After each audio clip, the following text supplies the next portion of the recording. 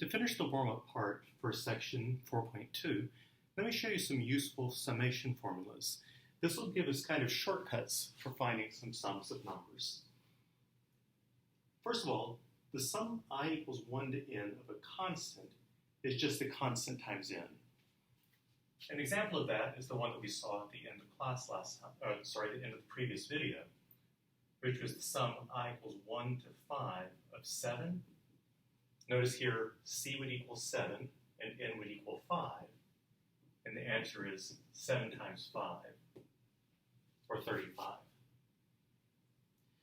The sum from I equals 1 to n of I is n times n plus 1 over 2. So for example, the sum I equals 1 to 6 of I, now that stands for 1 plus 2 plus 3 plus 4 plus 5 plus 6. And according to the formula, that'll be the same thing I get if I plug n equals 6 into this formula. So 6 times 6 plus 1 over 2, which is 21. And if you add up the numbers from 1 to 6, you should verify that you get 21. Now, usually we don't apply this with small numbers like 6 because it's not necessary. You get to add these numbers fairly quickly. But let's say that we wanted to find the sum I equals 1 to 50 of I squared. So that'd be 1 squared plus 2 squared plus 3 squared, all the way up to 50 squared. Now that'd be both time-consuming, plus by the time we got to 50 squared, there's a possibility that we might have made a mistake.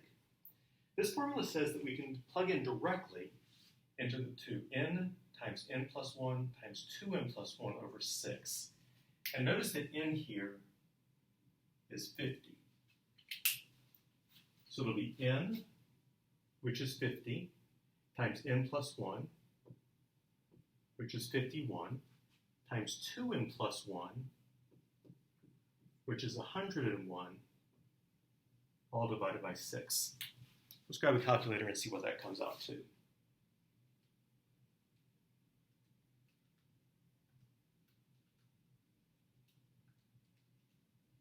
I'm getting 42,925.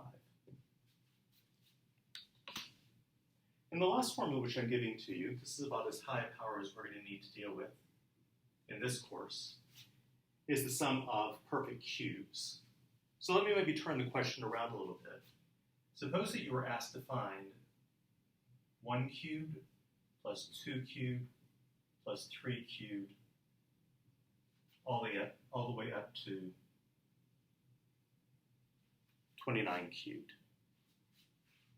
In the summation notation, this would be the sum I equals 1 to 29 of I cubed. So I want to apply this formula over here, n squared times n plus 1 squared over 4, using n equals 29. So that'll be 29 squared times 30 squared over 4. Let's put that in the calculator.